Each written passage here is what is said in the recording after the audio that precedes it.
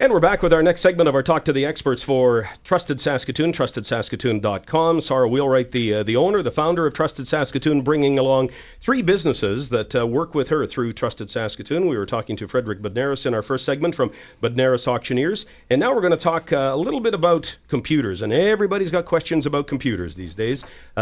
Shane Zaba joining us from Bridge City Computers. Nice to see you, Shane. Nice to see you too. Good afternoon. Yeah, and we've got a big lineup of questions here. Everybody's got a computer nowadays, don't they? That's definitely true, yep. Sometimes too.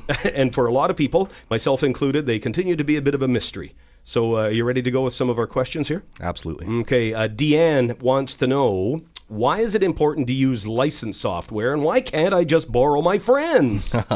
This depends largely on what kind of software we're talking about.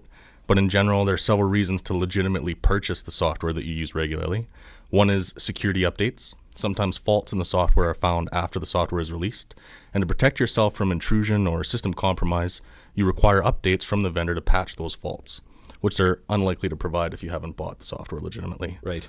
The second reason is for features and support. Purchasing the software means that down the road, if a new version comes out with new features, likely you're entitled to those features free of charge. And from a business perspective, creating a product or offering a service using stolen tools can have legal consequences, and in the end typically cost you more to maintain than if you had just purchased the software outright. So the software cops might come looking for you? I would say in my experience that doesn't generally happen, but when you're talking about using software as a tool to offer a product or a service, that's a different scenario. Well, especially when you look at something like the Microsoft Office line, that sort of thing, and they have it built in such a way that I don't know that you can use it once it's been used once, can you? They go to great lengths to try to make sure people are buying their software, but I would say there's a direct comparison with something like Adobe Photoshop, where as a photographer you're using that product to actually make a product that you're selling, and if they find out that you're using their tools without paying for them, they will bite you. Here's another one from Julia. She wants to know, what are the things I need to do to keep my computer in tip-top shape?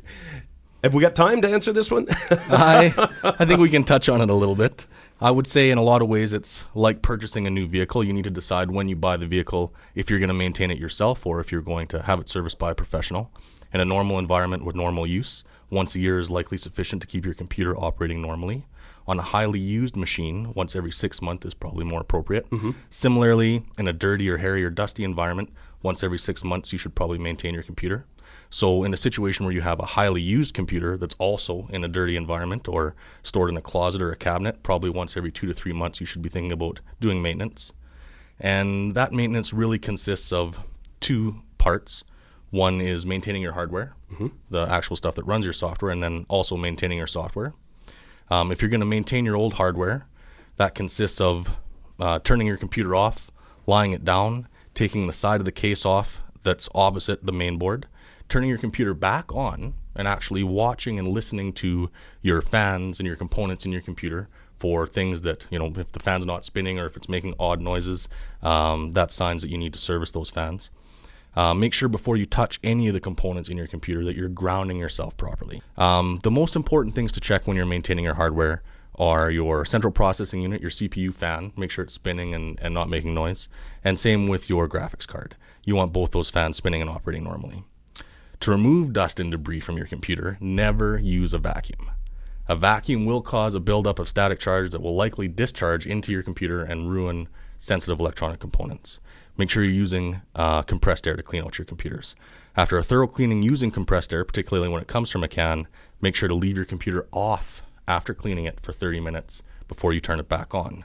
Compressed air from a can contains minute amounts of water vapor that can cause a short on your connectors if you turn it on. Oh, for gosh sakes. The things you learn when you talk to an expert. Shane Zaba's with Bridge City Computers, and if you want to find out more about some of the stuff we're talking about, by all means, give him a call, look him up online. Let me do one more here, and then we're going to move on to our next guest. And this is really timely this time of year. My daughter's off to high school this year. We can't decide on laptop or iPad. How do we choose? This is a tough question, and it really comes down to personal preference in a lot of ways. In the end, when you're choosing a new computer of any form factor, from a smartphone to a tablet to a laptop, you should always consider your applications. Likely, if she's planning to use the computer for school, she'll want to take notes with it, send and receive email, that kind of thing. For these kind of applications, you don't require a high-end computer. Your cost comparison is going to start in the neighborhood of $500 and probably go up to $1,500. In the end, the big question is, how portable do you need it? What size of screen does she require? If she's more worried about the productivity side, taking notes and doing spreadsheeting, she should likely be looking at a laptop that she enjoys typing on. But if it's more about watching video and having something that looks cool, she should be thinking about a tablet or an iPad or something. Good deal. along those lines. Some good information, Shane. Thanks for your time. Yeah, you betcha. Shane Zaba with Bridge City Computers, one of our guests on this weekend's Trusted Saskatoon Talk to the Experts, Trustedsaskatoon.com. Now we're going to talk to Virgil Reed about home security. So on the minds of so many people these days is proper home security, and you think about a security company well known in these parts for a good number of years. You think about Reed Security. We've got Virgil Reed, the man behind that company, joining us right now. Good to see you, Virgil. Hi, Brent. Well, home security is on the minds of so many people these days, and we've got some questions from some of those people right now, just for you. Virgil Reed from Reed Security. Deanne wants to know what type of security system you'd recommend for someone who maybe lives on an acreage but works in the city. And, of course, the acreages around Saskatoon maybe don't get high-speed internet, limited internet access. What do you recommend there? You're going to have to decide if you just want to have a basic alarm system designed to protect you in the case somebody tries to break in, or whether you want to have an enhanced security system. So an enhancement would be fire protection or other types of protection like carbon monoxide, flood, low temperature. Most of the time with an acreage, we take added measures just because the response time from the police may not be as quick as what it would be in a city. Mm-hmm.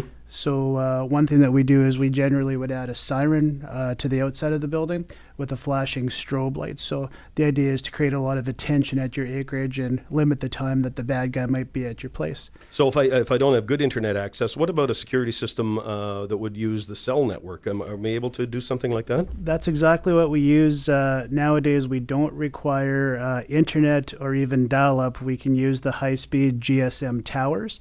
And it's even got to the point where we can install wireless image sensors within someone's house where they can log in. They can actually view the cameras, and you're going to be doing that through the GSM wireless towers. So my iPhone, I can be looking at what's going on in my house. For sure. That's impressive. Anne's got a question, wants to know about alarms, again, for small towns and acreages, and especially an alarm dealing with basement flooding.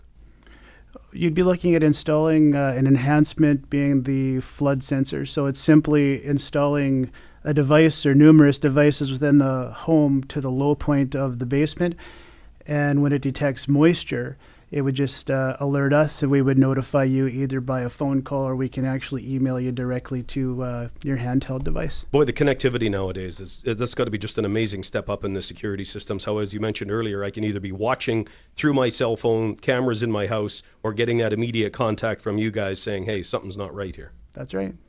Niels sent in a question for you. This is a good one, too. He says, how is it possible Reed can offer $5 a month security monitoring while the competition is 5 or 6 times that amount?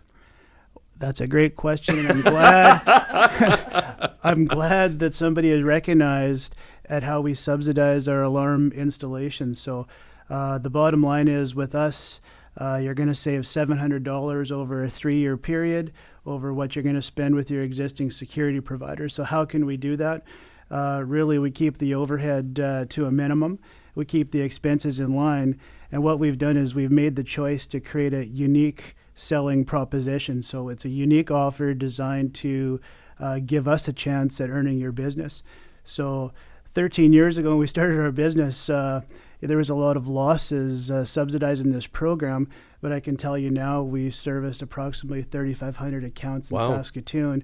So it's paid for itself in the long run, which was our goal. Well, I like the idea of a security company that's local. You've been in business 13 years. We've all had the guys come to your door. Usually it's a guy from Edmonton or Winnipeg trying to sell me a home security system, and maybe they've got a good product, but I would far sooner be dealing with somebody who I know is right here in Saskatoon. I appreciate that. Good deal. Well, thanks for your time. Virgil Reed, Reed Security, and again, one of the clients with Trusted Saskatoon. And out of all of our questions that we've asked today, we have selected the one from Trish Planchet Volding. I think I got the name right, Trish. And it was her question to Bridge City Computers about purchasing a laptop or an iPad that we have selected as our winner this week. And she gets a $200 prize pack, a $50 keg gift certificate from Benares Auctioneering, that $50 Rock Creek gift certificate from Reed Security, and an awesome gaming mouse a $90 value from Bridge City Computer. And that just about does it for our program this weekend. Again, if you'd like to find out more, check out their website, Trustedsaskatoon.com. Check them out on Facebook as well. See what they're all about. Find the products or services you're looking for under the Trusted Saskatoon name. And, of course, submit questions for our next program. You could be our big winner. You've been listening to Talk to the Experts on News Talk Radio.